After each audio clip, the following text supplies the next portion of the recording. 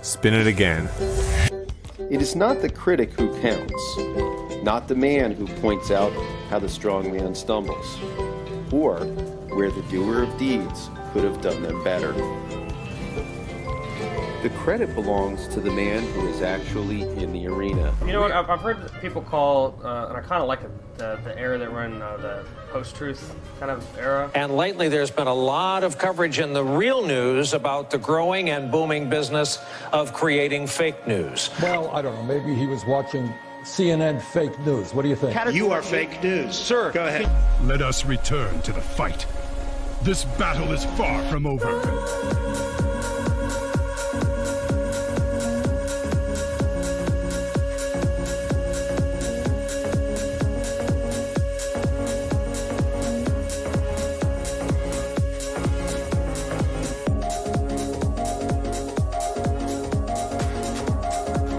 Good morning, ladies and gentlemen. Welcome back for another edition of Real News at the morning time slot as we normally do it. My name is Mr. Henry. David Shine Thompson back there grooving. Let's see how he's doing there, buddy. I don't even know what song this is, man, but I enjoy it every single time.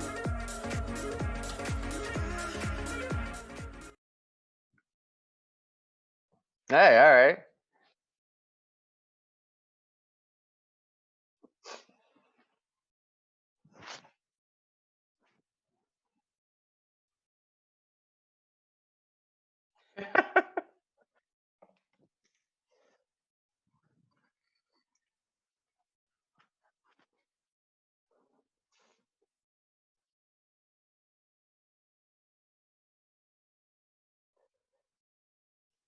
Yeah, and by the way, my boy David Chen Thompson does make all those intros that you hear on this program. We have a few more laying around back there somewhere as well, too. We may have to get to those at some point. Hey, let's see here. Greatest audience in the nation appreciation segment here. Real news audience watching us live. How you doing out there? What you been up to?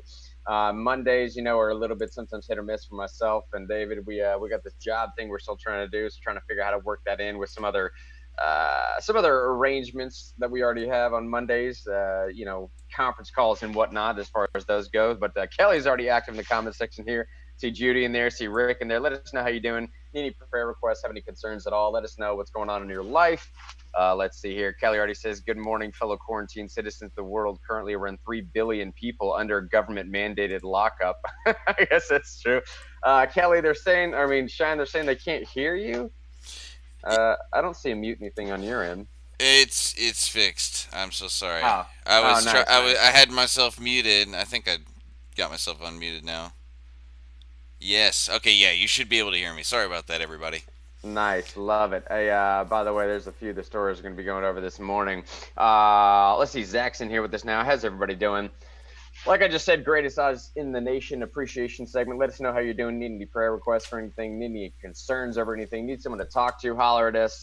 If you have any businesses as normal that you want to throw our way that may be innovating during this particular time period, right? If you want to give a shout out to, you just want to let people know about, drop a link in the comments section. Let us know who they are. We'll do as much as we can to help out. Shine, it's 9:03, buddy. Let's get into some of these stories, because the first one I want to start with today is one that's, I don't know. People go one of two directions on here. Let me just read the headline, and I'll get some comments from the chat room here as we get into the details of the story. But here's the headline, News Channel 5. This is also a similar headline coming from Governor Cuomo himself. New model predicts dramatic COVID-19 flattening in Tennessee.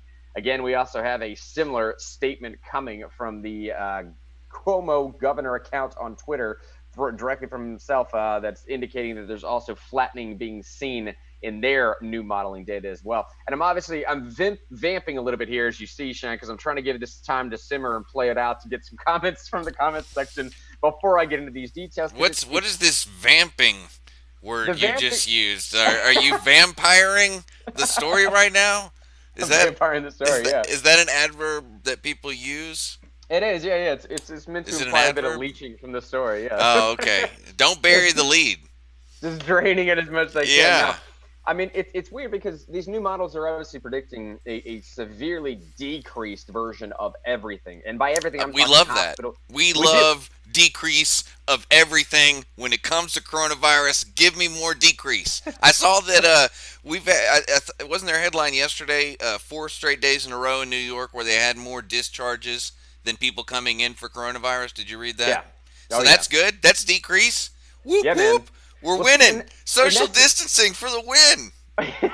That's right. Social distancing for the win. See, but that's the interesting thing to me, man, is that it does seem social distancing for the win, but you already seen some people that seem to be, dare I say, frustrated. Even before I get to the details of this story, and that's partly the reason why I'm playing this out like this, is because it gives me the sensation that I'm reading up some of these Twitter responses of they're already being frustrated in the sense that they were almost lied to ahead of time, which strikes me as odd, right? Because it doesn't give me a time to step back and pause and just reflect on the data and reflect on the idea, had we not implemented some certain mitigating factors, maybe we wouldn't have seen this flattening so early into the case. Let's get into it so you know what I'm talking about. Here's the headline from News Channel 5. Again, new model predicts dramatic COVID-19 flattening in Tennessee.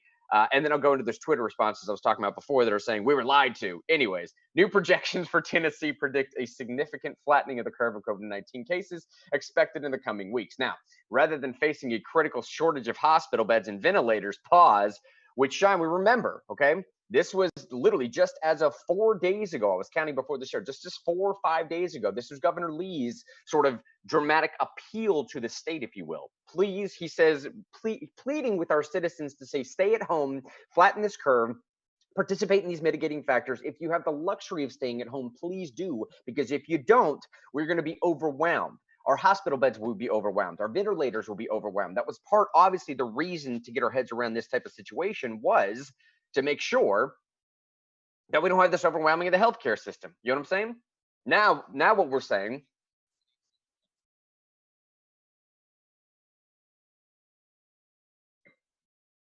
Right. And look, see, already Kelly's saying in the Facebook, P word, not frustrated, P word. Obviously, she's saying she's upset about stuff. Okay.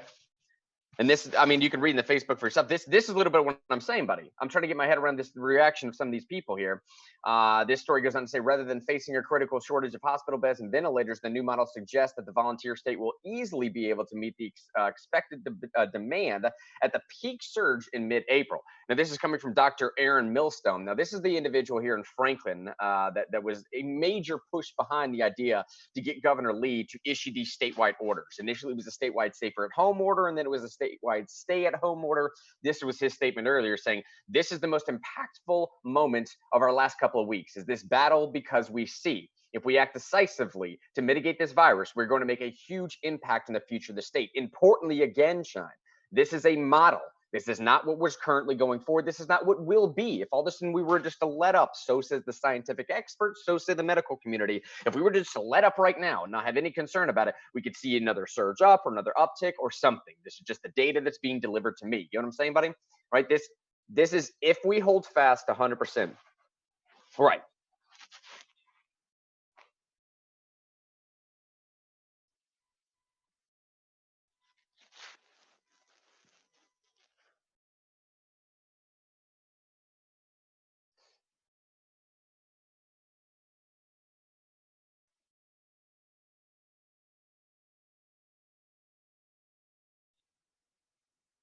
Right.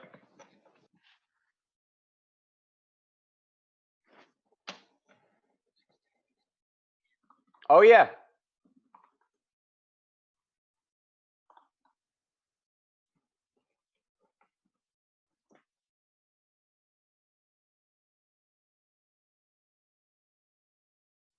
That's one of the things I was going to bring up. Exactly.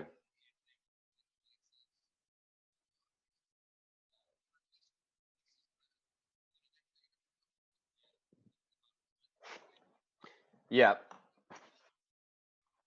Hey, and Shine, by the way, sorry to interrupt you there, buddy, but Facebook's telling me they actually can't hear you, so I didn't want you to be going a good rant without anybody being able to hear.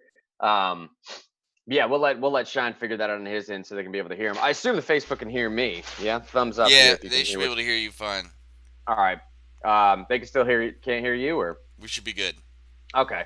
we'll figure it out here in just a second. But Shine was obviously just pulling up this idea or this story that I'm sure everyone else has read the same thing that we have too. Of look, we've also been hearing stories about them having to dig trenches in the middle of Central Park in New York City. I'm pulling up this tweet right now so I can read it directly. I mean, this is coming from let's see, Mark Levin here. Obviously, not that Mark Levin. Sorry, Mark Levin. Yeah, saying. Soon we'll start to see a temporary internment. This will likely be done by using a New York City park for burials. Yes, you read that right.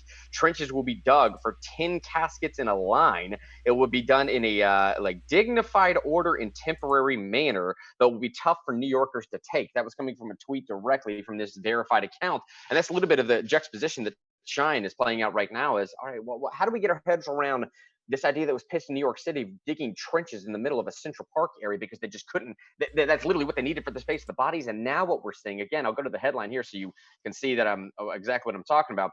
Now what we're seeing is that some of these modeling predictors are showing a flattening of the curve. Obviously, this is Andrew Cuomo that you see right here. We'll touch on this story again in just a second, but he's even saying in New York City, early projections, obviously here you see, were shown in orange and blue, showed that we would need 55,000 to 100,000 hospital beds. The purple line shows where we are. Obviously, we are tracking better than the initial models, which is good news. Social distancing appears to be working. And obviously, you can see this model projections down here.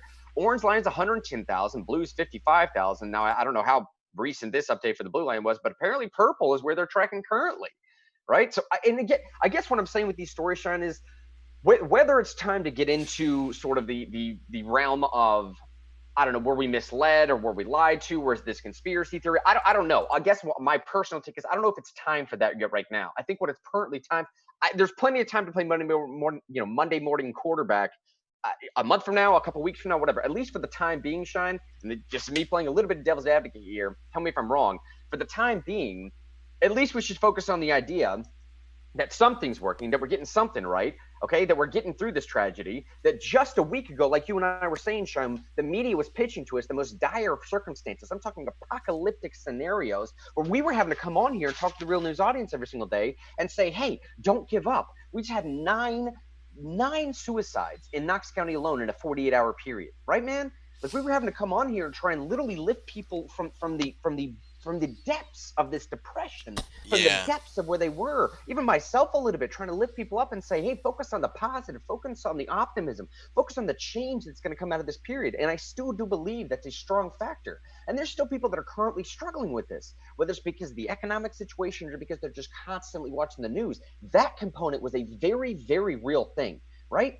Whether or not we're going to look at the data now and say that, okay, maybe that's not going to lead to the number of deaths, I keep trying to tell my wife, it's not necessarily, it is necessarily the disease itself, but it's everything. It's the all-encompassing. It's the totality of the circumstances, if you will, for me, that was playing all of this stuff together. It was the economic situation. It was the run on all these items at the grocery stores. It was the people's mentality. It was the fear mongering around it. It was the media, bro. It was like every major component of society that makes this massive, cog, this system work. It all was out of flux. It was all skewed, right? It was all everywhere, and it still is to some extent. I think that's all I'm saying right now is I think, Shine, there will be time, and I can see Kelly already giving me the what's for in Facebook. Yeah, so she said she didn't like that story very much. I know. I'm going to get to the comments here in a section. I still have to go through the data in Tennessee. I just want to get your response. I think there will be time to digest this data and make sense of it going forward, and I think there will be time for people to put their spin on it to say, look, it's just Americans being Americans. We do it better than anybody else. I don't know. All I'm saying, buddy, is I think right now, if for a moment we can pause and say, cool, we're doing something right. Let's get over this hill. It's predictive modeling. We're not there yet. I think that's all what I'm saying is that it's predictive modeling. But go ahead, Sean. Well, you covered a lot of stuff there. I mean, yes, there is a crazy juxtaposition, and it goes to we're hearing stories about how bad it could be in New York. Then we're also hearing stories that it's, like we said, that there's more hospital discharges than admissions as of yesterday, which means you're starting to flatten, right? Means you're not on that hardcore curve, which is great, I guess. My brain understands that. But far more relevant to my life is the fact that my routine is all changed, and everyone around me's routine is changed. The grocery store thing, like you said, the constant governor updates, people trying to, all my friends trying to figure out if they're working, not working, family trying to figure out if they're working from home or working at the office, people trying to figure out if the condition they have puts them at risk and trying to help people through that. There's a lot of things, the disruption. And then that fear of not being able to get resources. There's lots of stuff like that that would make your fight or flight freak out. Like, danger, Will Robinson. There's a lot of things that would make your natural security system going on right now. And this stuff about how things may not be as bad as they could be, it really, I think, is coming at a pretty good time, or you could even say couldn't come at a better time. I think people being locked down for a couple weeks, all their routines messed up, which means all the things that make them feel normal every day are not happening the same way they normally do. So a lot of people don't feel normal right now, so it's good to hear some good news. It's good to hear some good news, and it's good to hear that the sacrifices we're making, all the people who are staying home and don't have work because they're staying home, that seems to be working. It seems to be moving the needle. If you have just joined us here, too, I'm going to get to Kelly's comments in a section. Let me finish out this Tennessee-related data from the new modeling that we're actually looking at, so we can get the details of the story behind us. But obviously, last week, Lee announced that the convention centers and other facilities across Tennessee would be converted into makeshift hospitals based on the projections at that time that the state would face a shortage of about 7,000 hospital beds at peak surge. Right? That is a massive shortage. It doesn't sound like it, given the total. I mean, given the actually, I was thinking that could have been worse. Oh, really? All right. Well, considering the population of New York. No, that's true. No, I hear you. Considering and how many people they say would. So they some of the models I've read from the beginning, Grant, have said 20% of people who get it need hospitalization. That doesn't necessarily mean they're going to die, but and most people recover. But even like people in their teens, 20s, and 30s need hospitalization. For the ventilator part sometimes. And so the idea that a metro area of 7 or 8 million, is that what it is? I think New York is like 7 million or around 7 million. Oh, New York City. I thought you were talking about Tennessee. Yeah. Tennessee, I know is like 6.5, 7 million people total. I apologize. Is that model you were talking about for beds for New York or for? No, that was Nashville? for Tennessee. Oh well, even Tennessee, that's good. That's that's still like 7 million people.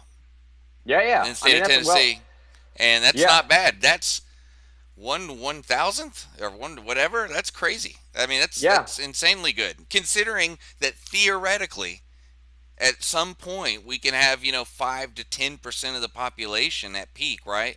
Need hospitalization. That's pretty good. That's true. That is valid, right?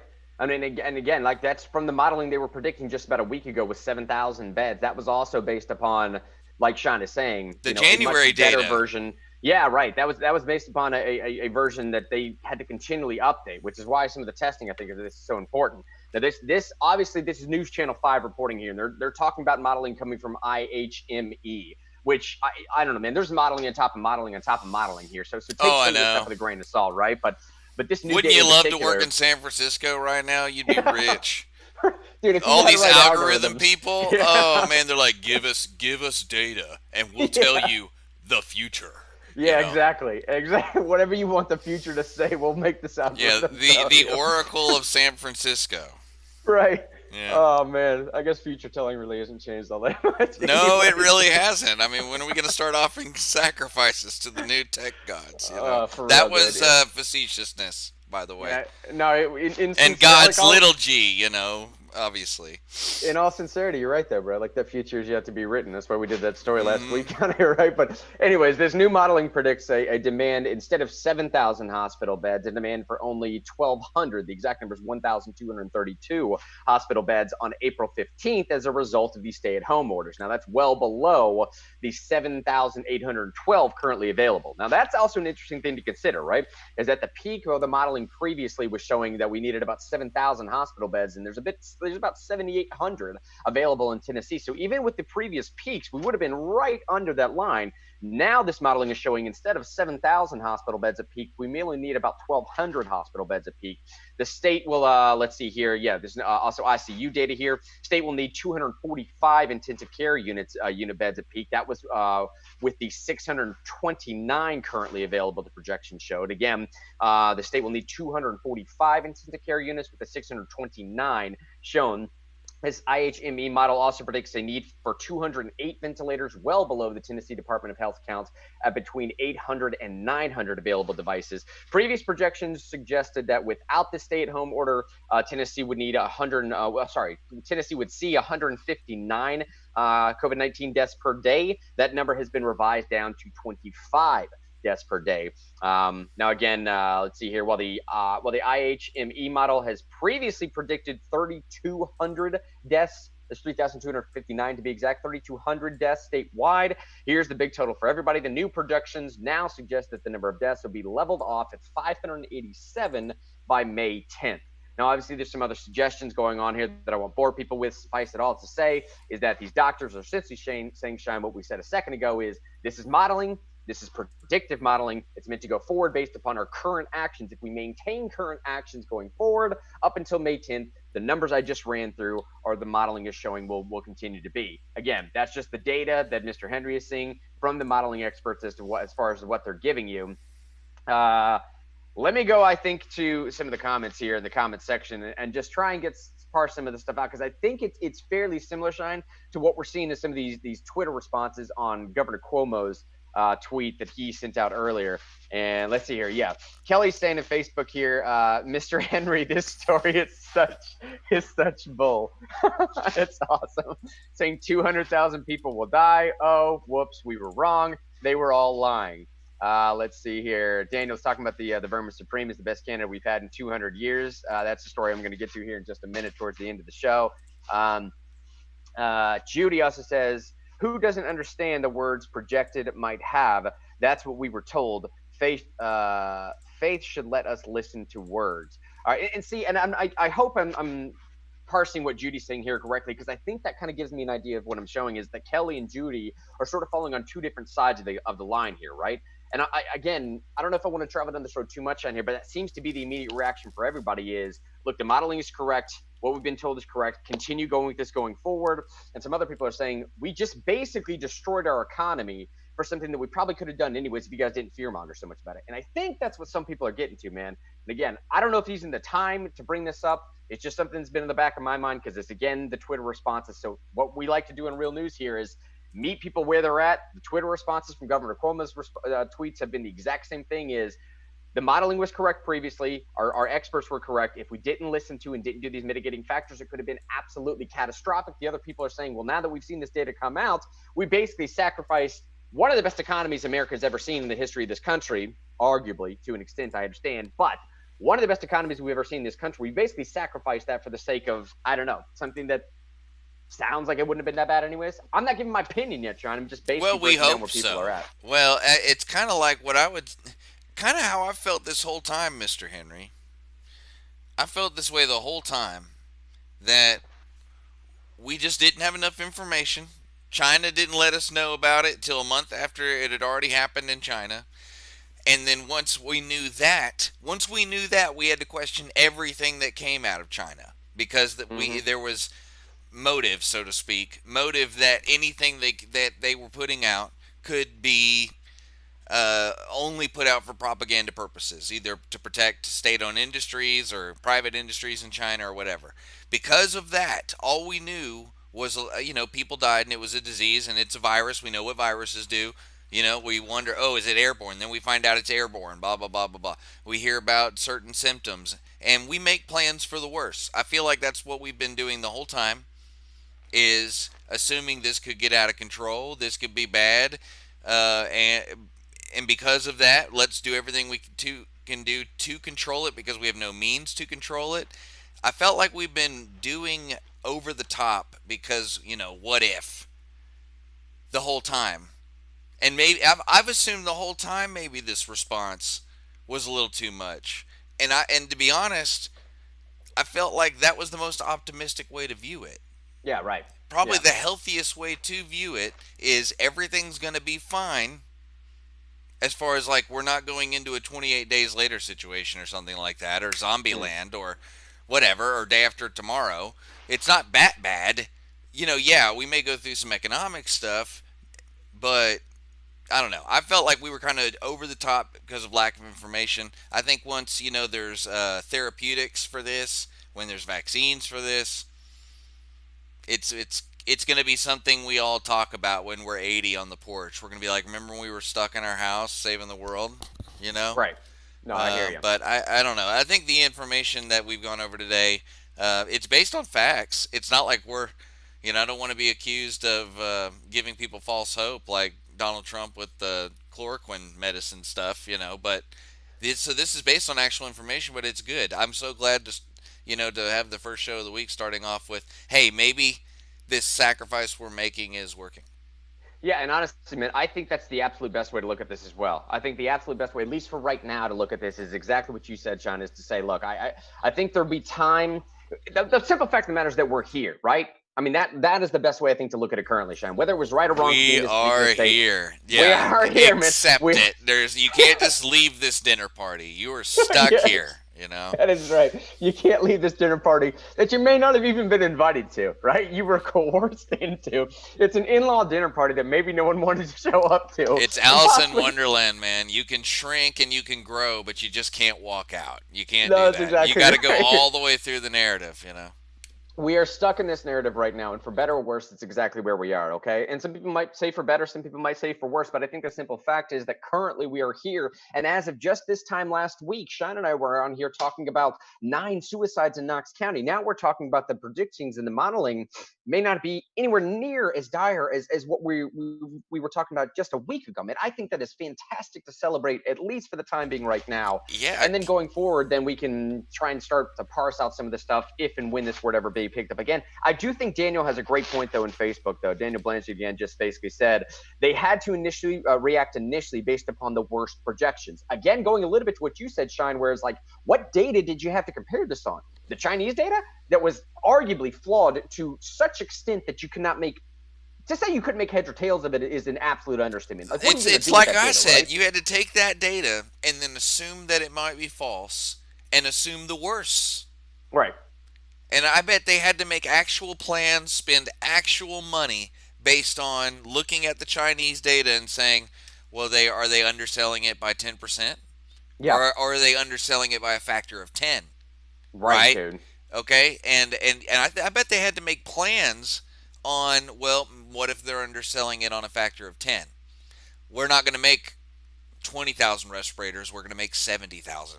Or not respirators, ventilators. So if I get any medical terms wrong, I apologize, because I am not a medical professional. But either the ventilators or whatever, I assume that's the way they were looking at it because, we live in America and people feel like, they got to make plans based on the idea that they might be responsible. Those plans might be responsible for lives or deaths, Yes, exactly, dude. Absolutely. And I think, if anything else, this does probably show, hey, if there is such a thing as a pandemic going forward, or if this comes back again in the fall like they're talking about, or if something like this were to happen again, I think some of the predictions may be accurate. Hey, we may not be up to speed on where we need to be as a country to get a handle on some of this stuff, okay? Whether it's a similar situation with a respiratory illness, respiratory virus, or something different going forward, I don't know, man. Maybe there needs to be a large sort of private influx in private industry by way of building out that side of our sectors of say, hey, let's get a handle on this next time. But to finish out Daniel's quote in the comments here in Facebook, he says they had to react initially based upon the worst projections, but they shouldn't have reacted as tyrants. And I think that's a lot. I think that's a perfect display of the juxtaposition where people are, man. It's like, yes, the modeling, the data we had was predicting some sense of an apocalypse. I mean, obviously, I'm being bombastic for the sake of proving this point, right?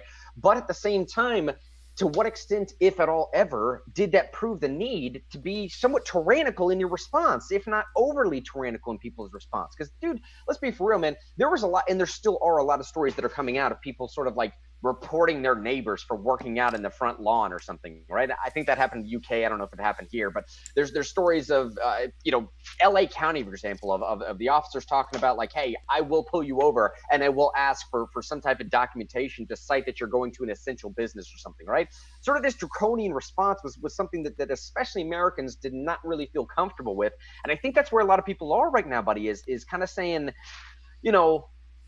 I don't know, man. I don't know. Like, I get it. There was a lot of data that we're dealing with. They were saying that it was close to the end times, but at the same time, it's like, dude, these government responses, man, these government responses. I feel like it could have been so much worse. I feel like the government response, as I know that we are experiencing unprecedented in the United States. I feel like everything that's going on everywhere else is totally precedented. I mean, everywhere else. I mean, even in the UK. But in the United States, this is totally, even though it's totally unprecedented, I feel like you've seen all those episodes of Black Mirror. Yeah, I know, dude, right? And I hate to get all sci-fi or conspiracy. If you've had any time to fantasize about how authoritarian our government could be during a global pandemic where transmission is possible by breathing around people, okay? Surely you fantasized it being much worse than this. You muted yourself, by the way. Well, but you get what I'm saying, Mr. Henry. It could have been. I feel like there could be people patrolling in the streets with loudspeakers, like we saw in Italy. I was going to say that happened in Italy and Spain, right? Yeah, but that's what I'm saying. In Italy, Spain, the UK, Germany, Russia, China, everywhere where they're doing pretty similar stuff to what we're doing, there's precedent for that. It's a little different here. There have been, in the past century, multiple occupying armies in most of those countries. Troops on the streets. There are people alive who remember troops on the streets in some of those countries at certain times. So, anyway, I don't know. Well, I feel like it could be so much worse on the authoritarian front, and I know that maybe is... I don't know. I keep hearing myself say stuff like, well, don't mess up because they might lock, I hope that person doesn't mess up because they may lock them up and not let them out. And maybe that's a good thing if they keep going around and being around people and getting people sick. I've thought it, at least in my head, I'll admit it, even though, me and you are Liberty people, and this whole thing with using government power to keep everybody from harming each other is a very interesting philosophical point. On the practical front, it makes all the sense in the world. Mm-hmm. And as long as it's targeted and temporary, I'm okay with it. But it's very interesting. I feel like it could be so much worse though. And let me say this too. It's important, I think, in all of this stuff. And this is a message I feel like you and I have been very consistent on Real News from the very beginning of this situation, for lack of a better term, right now. That point being that it's important to keep all things in perspective. Okay, so as we're sitting here talking, and Daniel says in Facebook, Tennessee definitely wasn't the worst. Kelly said a second ago, yes, we're all happy that we're not going to be able to, that we're not seeing massive numbers here. What is he saying? Yes, it's great news. I'm super happy that we aren't seeing massive numbers. It's important to keep all these stories in perspective. So as we're talking about government overreach and this sort of draconian response, and some states that have done like full-on ordered lockdowns, we also have to keep in mind in the description of this live stream that you're watching right now. Go to near the bottom that I've linked some of the show notes I put together that shows more than 117 now. The Forbes headline says 110, but more than 117 deregulatory actions have also taken place to combat and cope with this coronavirus pandemic. Now, again, all this stuff is temporary and targeted, as Sean just said, okay? The responses that are overreaching, and some of the responses that are removing regulations, they might also see them to be just targeted and temporary. I would personally, Mr. Henry would personally like to see these things not be temporary in nature. I would personally like to see some of the things I'm about to list right now sort of have a grand epiphany, if you will, an enlightening experience for government officials to think like, wait a minute, if that works during our worst times, couldn't it also possibly be that much better during our best times? Oh. So, right, as we're talking about government having too much control, there's also a lot of things that they've been forced to give up control of it, right? Here's like why can't the Domino's guy bring me margaritas every day? For real, dude? Why do I need government to protect me from delivery margaritas? Right. I don't need government to protect me from delivering margaritas. I just don't. The menace of delivery margaritas, you know. And I could tell you a number of people in my life that if they would have delivery margaritas and vodka tonics, that would be one of the greatest things the government has ever done. If they would get rid of control of delivering margaritas, Mexican food, and vodka tonics. If they would just let the free market work, That's right. we could have margaritas for life. Oh my gosh. All right, let's go through some of these here. So, with more than 117 regulatory actions, that article is linked in the section here. Let's see. Goes on to say FDA allows state leeway in virus testing. FDA loosens regulations on distribution of newly developed tests, allowing out-of-state doctors to treat patients through telehealth. Now, why that one isn't already available in most states anyways? Bro, your answer is as good as mine at this point, right? Going on to say Small Business Administration relaxed criteria for disaster assistance loans, expanding small business access to economic assistance. A tax deadline extended until July by the IRS. Some people might say that taxation is theft anyways, but that's a whole different conversation. The deadline for filing has been moved to July? Yeah, that was like one of the first things they did, I think. So I don't have to be ready for taxes by next week? No. I don't have to file an extension or anything? No, not yet. I mean, unless they change this, dude. Because I just haven't been in the mood, to be honest. It's so easy, but I just haven't been in the mood. Can we just make it floating where I can file anytime, just like whenever I feel like it? Get around to paying the government. We should just do that.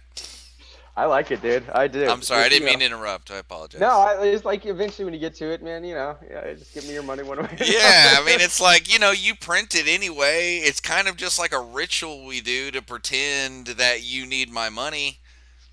Can't I just do it when I feel like it? At least the filing part. I'll pay whenever, but...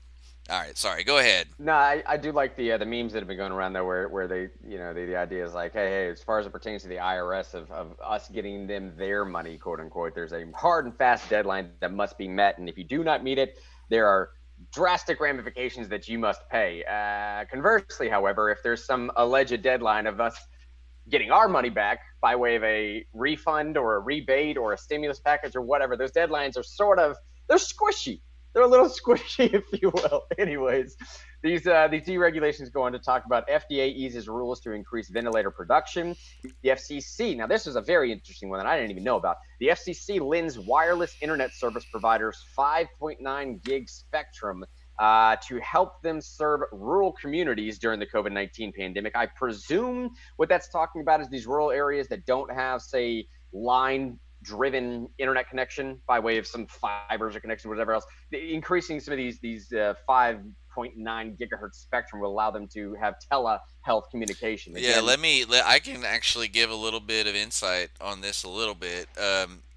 In the bottom part of your frequencies, down in the 900s and lower, like if you're tuning in on FM radio, or, AM or FM radio, down in the bottom end, where the NPR stations usually are on the FM side, that is like a bigger hard drive of bandwidth than the higher numbers. And down there in the lower numbers, a lot of the stuff that's lower than we listen to on the radio, that's where you get your ambulance, fire, and police frequency stuff. The reason it's on the lower frequencies is because it can travel really far, and more data can go through it.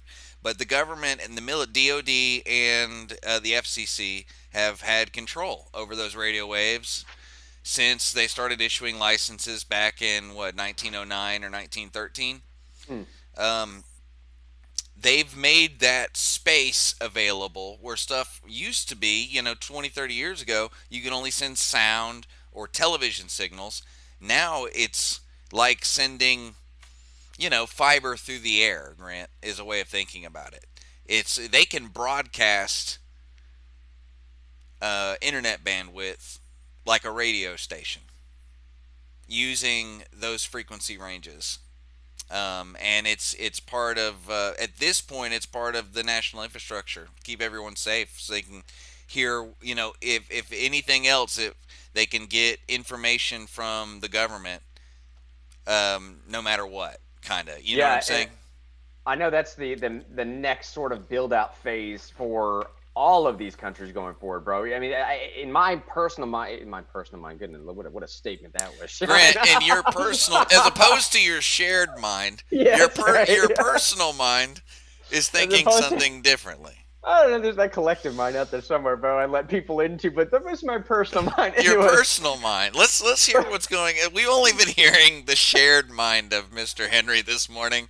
Let's go deep dive, though. Let's hear about the personal mind. My personal assessment, what about that one? It seems that Trump has been sort of subtly hinting at what the real sort of war going forward is this 5G build out, right? And again, I'm not going to harp on this too long because it's a totally different topic, but I mean, you saw these stories floating around, I want to say right before the break of the new year and into the beginning of the new year, talking about how Trump was urging, I'm doing big air quotes here, obviously, right? Urging UK, for example, and Australia not to take on the Chinese/Huawei 5G build out, to do it on their own, to take over an Americanized version of this, right? The build out of 5G is, in my opinion, the next expanse into the information age, right? And I've always been told, if you control information, you control the battlefield. If you control information, you control warfare.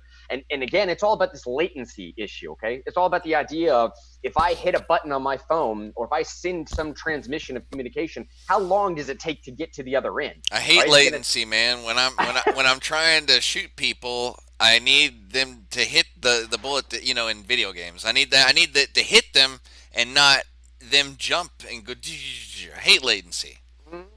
Well, look, and again, that's why you're seeing all these they're not massive towers, but these little, what are they called? Nodes, I think, that they're building out right now. You're seeing these little nodes build out all over, the major city areas, and they have to be closer together because those frequencies or ranges are so much shorter than they were before. They can get broken up by. It's like it's the FM spectrum range, man. Right. It's because FM. I'll give you all a little fun. I did actually learn some stuff about real radio when I was in radio, but like FM is line of sight, LOS. AM travels along the ground, and a lot of that 5G stuff is in the FM spectrum, the low FM spectrum that was being used for, like, television was using it before. And if you remember, a few years ago, they got television off of analog waves and put them on digital. And now all your television stations and even a lot of your radio stations are running on digital waves and not analog. And it left all this open space. I mean, it was like pulling a semi-truck out of your driveway. There's so much more room down there, and now it's being used for cell phone stuff. But anyway, I just thought I'd throw all that in that context out there. And you're hearing you're reading some of Kelly's comments here about some of the apprehension that obviously several individuals are having with this 5G build out. Obviously saying California banned the sales of ham radios before the fires, saying they got you, Mr. Henry, big data. But hold on. You there? Did we lose you, Sean? I don't know what happened. I'm not sure what happened to Sean. But I think he's going to get something. But I'll continue speaking here. You're seeing obviously what's happening going on with this 5G situation. You're right, Sean? You can't ban my ham radio. I didn't know where you were going. This is a good one, by the way. It's really good. Awesome. It's got a weather radio on it, too. It's the most powerful one yet. Oh, yeah. That's awesome, man. I had no idea. Hey, man, it's got to be part of your disaster kit, man. What if you lose internet? What if you lose power? And what if the cell phone towers go off? Your only means of communication before venturing out into a possible dangerous world is a ham radio. And just say, is there anybody out there? Is anybody working government? Is there anywhere safe to go with food?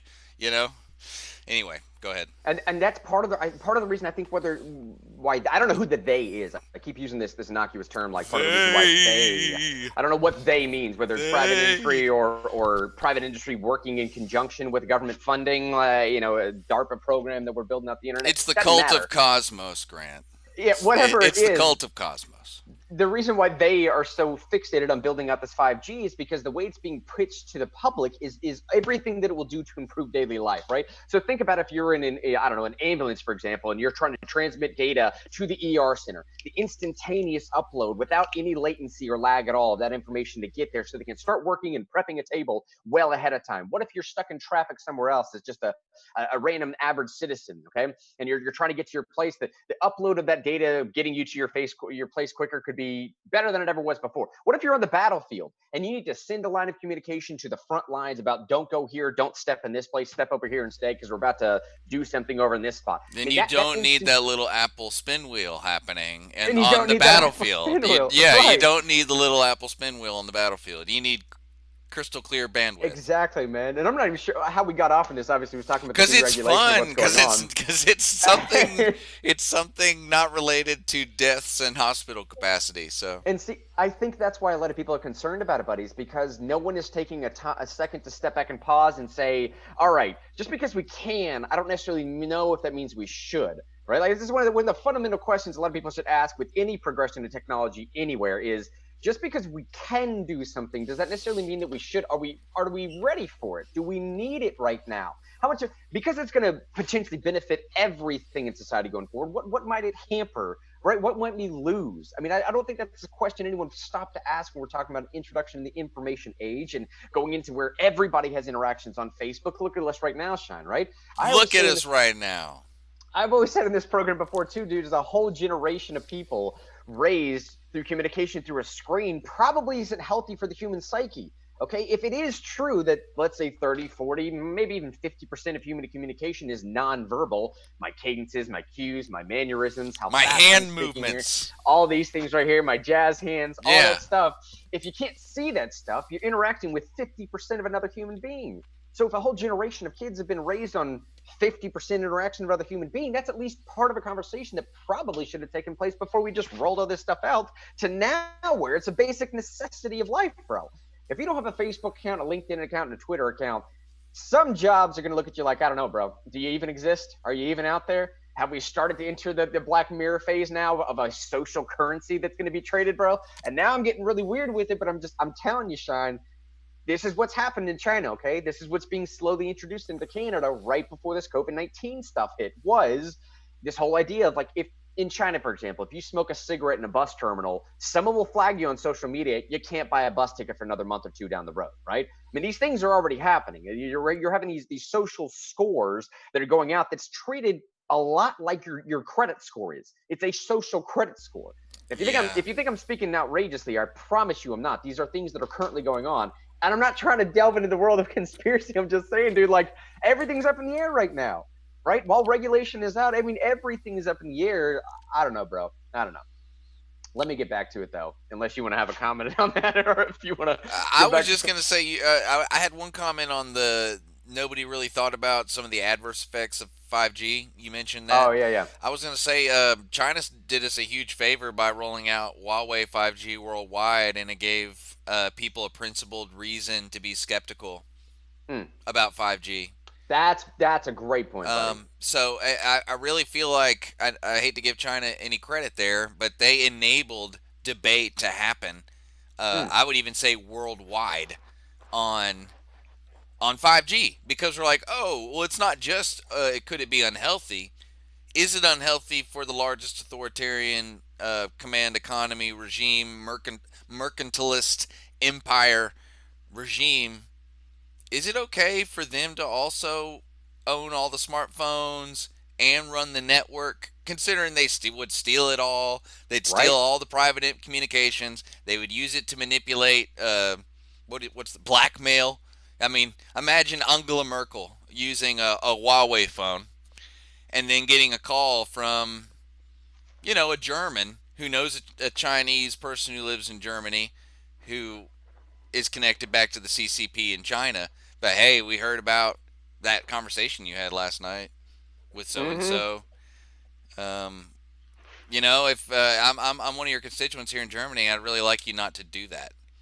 But yeah, we hear all those conversations. I mean, just imagine, I don't know, it enabled principled debate on 5G, not just from a health standpoint, but from a who should really have that kind of power? What is that kind of power? I think all those things were things being taken for granted until China started doing it. So I just wanted to throw that out there. Hopefully that gave you a little bit of time to get back to your notes, get them all pulled up or whatever. But well, no, I mean, it's a very interesting topic, and I hope that we delve into it further in the future. Because I love talking about big data. I love talking about the communication. Because right now it's kind of our life too.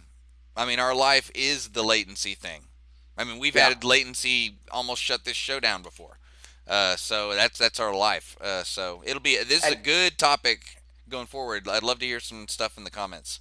Well, and again, I think Daniel's comments here, and Kelly's hitting on a little bit as well too, saying the social credit is absolute garbage. China is coming here to the USA. Yeah, social credit scores are a thing, and it is absolute garbage. And Daniel's saying to Facebook here, the NSA does all the exact same stuff, and frankly, he's correct. I mean, obviously, Edward Snowden showed that to everybody else. I mean, that is an undeniable fact right now that the NSA does the exact same thing to everybody else in the world, our own people included. We've had William Binney on this program before, on the Real News program previously. Yep, literally sure the guy who set up the program for looking at information technology and the implementation of that. Essentially, let's call it the spy aspect, the information spying aspect of the NSA, which can look at everybody. So William Binney told me the NSA can look at what the FBI is doing, the CIA is doing, everybody else. I mean, all of it, man. The entire world. It's the Five Eyes. It's all of it, bro. Everything included. But it also goes to prove my point a little bit as well. If this is what we're talking about in this headline that I'm pulling up from New York Times here, again, granted, this New York Times headline is, let's see, January 28th of this year, exactly the timeline I was talking about. This is when Britain was talking about defying the President Trump plea to ban Huawei. Now, to your point, Sean, okay? Well, if you don't know who Huawei is, just think of it as like Apple for China, I guess, but not really, okay? It's essentially, think of it this way. It's basically the Chinese government fronting as a technology company. That's the best way to look at it, okay? Huawei is just a private symbol on top of it's the Chinese Samsung flag. for Nazis. That's what it is. All right, sure, yeah. That's a Yeah, it's Hitler Apple. You know, that's what it is. It is though. It is that. It's Mussolini Motorola. You know, that's what Huawei is. And this is why I'm saying that Daniel's just comment is very apt to this conversation, because he's saying the NSA does it all the time, and I think this is the conversation that's being played out right now is that this is the next land grab, if you will. This is literally the next territory that's meant to be taken over by either China or our NSA. And I think it's a play where no one's really talking about this 5G network build out, because especially this COVID stuff that's taken over recently. But I mean, this headline here goes to prove like there's sort of like new lines of allies being drawn, man, because there's a very clear reason why nobody that works for government is allowed to use a BlackBerry device. There's a very clear reason why, as of about 6 or 7 months ago, I want to say, Huawei is no longer allowed to have Google updates. And what I mean by that is like the operating system, or is it the interface, whatever. The operating system on your phone is usually one of two things. It's basically either Android or Apple. Android is every phone you've ever heard of, and Apple is just the iPhone, okay? So there's little things you scroll through, how you interact with those buttons on your phone. The operating system is Android. Almost every other phone aside from Apple in the world uses that open market system, that open platform system. Well, a couple months ago, Google basically said, sorry, not sorry, Huawei. We've been ordered to not give you updates anymore, right? So that is a major hard line in the sand like I've never seen before. Yeah, I've never heard of anything like that and you know before. what? You want to look for some parallels for World War One. You want to look for. I mean, I don't want to get all fun conspiracy. This is more just like historical. You should know your history kind of comment. Not we're going into World War. But if you want to look at some parallels for World War One, worldwide pandemic, and then trade wars that led to real hot wars. Expansion of empire bumping up against other expansion of empire. And even like you said, yeah, and I got this from you saying this is a land grab. This is the Rhineland. This is Belgium, you know, in 1917. This is the area everyone's trying to get into. And then Apple saying we can't make updates for you is like the United States saying they're not going to ship to Italy or something like that. Right. Or we're not going to ship to our non-allies or whatever. Or, you know, we're going to protect this industry and not buy from you anymore or whatever. Or it's I don't know. There's a lot of parallels there in the historical context. I mean, it's obvious that we're on a collision course with China, and maybe not a hot war type, but definitely as an economic and more a cultural rival. And I hopefully we enter more, like, you know, we've had the culture war. I think that those of us who lived pre the pandemic, we're the only ones who are going to remember the culture wars of 2014 to 2020. But we got really good at it, fighting each other. It'd be really great if all that energy in the culture war got directed not in an anti-Chinese people. The Chinese people are cool, and I really love their history, and I drink their tea like it's going out of style. But the CCP, that, out of however many of them there are, 30 million high-ranking members, whatever, across the whole country, forget those people. That we should have a culture war against them. Dude, and you're also talking about a sort of an impending trade war, right? That we were just looking at previously with Trump's tariff situation. You talk about what's currently been going on, which I still need to read up on, but what's currently been going on with Russia, Saudi Arabia, and America as far as being a net exporter of oil. Dude, that whole situation has just been simmering under the surface of this COVID-19 situation, as world economies have just been like in an outright downfall, bro. Right? There's been a situation going on where price Russia, of oil has gone through the floor. Right, dude? Where Russia's talking about, like, hang on, this is similar to what happened before. If we have an economic fallout, America's going to become too powerful. They're just sitting on reserves of oil over there, not wasting any of it, not using it. So let's up the production over here. Saudi Arabia is saying, like, no, I don't want to up their production because that's going to kill the price of the entire thing. Saudi Arabia has reserves. It's Russia that needs to build up their reserves because they live off the petrodollar. Exactly, bro. And Russia's worried that after this whole situation is done, America's going to be sitting king supreme again. So I'm telling you, man, there's a lot of stuff. Right. They're right. I mean, I wish, me and you should do like a watch party for that that economist guy that I watched that I showed you about, the video about the demographics, the worldwide demographics, where it talks about like there's just some natural things about America that make it just like, even if we had the worst governments ever, we'd still be doing pretty good because we have all these navigable rivers that you can float stuff down for free, basically, and move stuff. We have most of our borders are oceans, unlike Russia, where like their whole borders are all land, and then the northern borders ocean. But they have issues, man. They have issues with geography. So does the whole Middle East. We don't. We don't have issues with geography. We have a third world country to the south of us, and we have like your nicest aunt and uncles to the north. We have people that will never invade us to the north. We have people that could never get their crap together to invade us in the south. Russia does not have that. Russia has anyway, we're in a really good position, and maybe I would love to host a watch party where we could get some feedback from our great audience on America's position, even get like default position with as far as world standing worldwide. We are doing a great job, and even if we weren't doing a good job, just the land itself, the geography, and our demographics lend it to us being king supreme. And I don't think there's anything Russia can do about it. At the same time, dealing with their own problems. Yeah. I don't think they can do both. It's a great point you make too, man. As far as like those comparative metrics are concerned, like even America's doing terribly in comparison to the rest of what their standard is.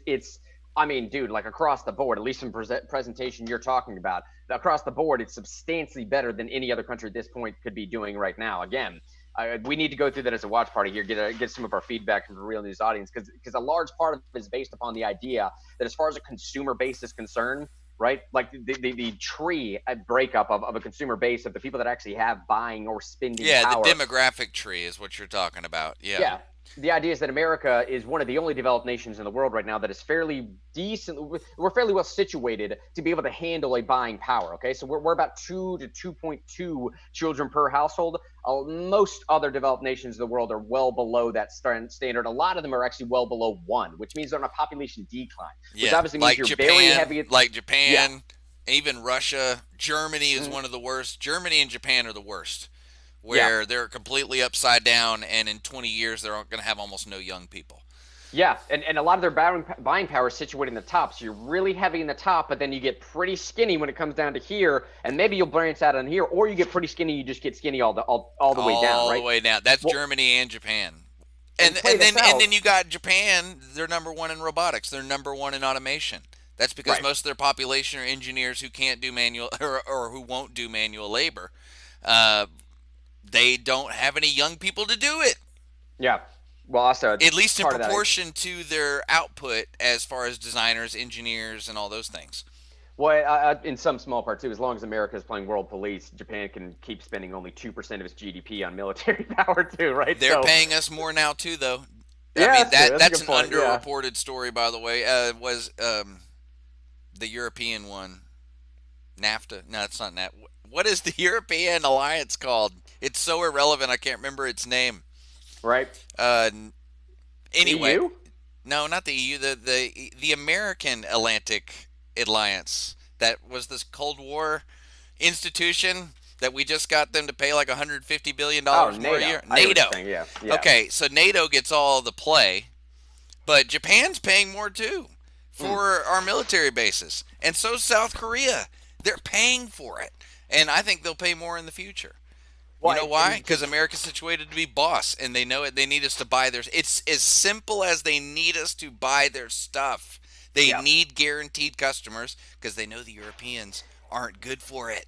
And that's what it comes down to. Is it's essentially just that. When you're talking about oil net exporter, coupled with the idea of this tree that we were playing out before, where like the most of buying power in other developed nations is situated way at the top. America has a lot of top heavy load as well, but we're at least larger or much larger than any other developed nation when it comes to this middle portion here. And right now, that's not a major concern, but 10, 15 years from now, that is going to be the concern. It is going to be the concern when this demographic up here is no longer around. This demographic down here shifts upward to the ones that are actually buying. The rest of the developed nations are going to be super small. So it's simply by way of mathematics alone is what China's saying is America is situated currently where we're the only ones that actually have the buying power because we have the number of individuals to purchase in that size, right? So even the people that are manufacturing far and above we are right now. I'm not talking value-based economics here. I'm not talking about value-based manufacturing, Silicon Value and cars and things like that. I'm talking about just pure outright manufacturing. If China is producing a bunch of stuff, that's fine. But if they have no one to buy it, what does it matter? That's what China's saying. If we control the buying power, then the manufacturing power doesn't matter unless the buying power is actually going to purchase that. That is the most simplistic version of economics I think someone could put out there. And again, I think it situates us pretty well for going into what's going to be coming this COVID-19 recovery period.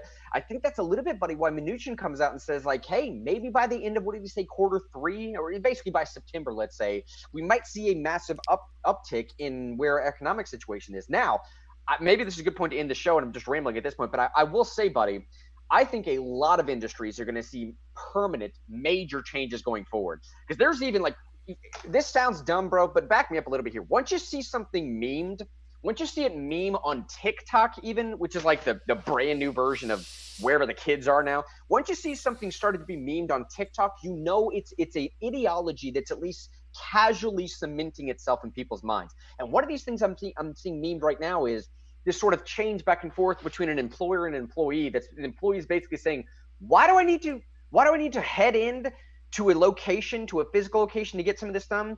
I don't understand. What's the need for me to be in this spot where I can get my stuff done just as well from over here? In particular, one of these things I'm talking about, dude, I believe it's Alabama. I'll pull this up in a second. But customer service lines in one of these states were not allowed to practice if they were not in a specifically licensed building. One of the things that they've lifted during these periods so that these customer service lines can keep their jobs is you could do that from your home. And all these customer service people saying, of course we could do this from our home. Dude, what are you talking? Yes, of course we can do this from our home. And it saves the company a massive amount of overhead. Right. Now, obviously, I think one of the reasons the companies are fighting against this is saying, well, because all of our middle level management right now, well, they won't have a need for a job anymore. But dude, let's be for real. I think going forward, you're going to see a lot of industries change because it makes economic sense to do so as well, especially in the information age, you know? It does. And there's a lot of great things to end the show on. We can kind of do a review. If you've joined us in the middle, we talked about how the numbers are getting better for coronavirus, so that's great. You know, there's more discharges than admitting in New York hospitals. Grant went over a story that says, as far as at least one expert can tell, Tennessee's pretty prepared for any kind of peak, that even the worst peak that people can imagine. We went over some of the shifting economic stuff, which, Grant, we got to stay on because I think it's going to be more and more relevant as we beat coronavirus and move back into real life. We talked about the world being upside down demographically as far as developed nations, and who are the ones who are getting hit the hardest in coronavirus. You know what I'm saying? There might be a lot of wealth disappear, especially in Europe because of this. In Italy, I promise you that the worst part of it in Italy is the richest part. Northern Italy is where all the money is. That's where most of these deaths are, in Italy. There's going to be and then because of the novelty of the economic situation worldwide in comparison to the past century or so, the novel situation we're in, like a unique situation, you're going to see countries like Russia try to hedge itself, and even China try to hedge itself to have some kind of advantage. Keep in context, we already have all the advantages when you see this happen. They're trying to get a scrap of the 7-course meal that is served out for the United States over the next 50 years. So keep that all in mind. We will stay on top of it best we can. We're not economists. We're just people like you. But we care, and it's very interesting to us. But I hope you all have enjoyed the show today. I've had a great time today, Mr. Henry. Oh, yeah, me as well, It's a great man. way to start the week. It was kind of positive. Oh, dude, that's extremely positive, man. And a quick pitch for tomorrow's show, too. I think the end of today's show lends very well into all these deregulations that we were talking about before that we ended the show with today, right? All these healthcare deregulations, all these industry deregulations. It kind of points to this idea of the situation forcing, or rather the situation creating a necessity for what looks like bipartisanship. But a very interesting poll coming out that we're going to start with tomorrow indicates that the Libertarian not candidate, but an individual named Vermin Supreme is actually polling better than Biden or Trump. Now, obviously, he's polling under Sanders, so take that for what it's worth. But it brings up the idea of, like, is this the day and age to introduce third parties? Is this now going to be the day and age to sort of shirk off some of the old school duopoly? Join us again tomorrow for going over more of that conversation. I'll give it to you, Sean, to sign us off.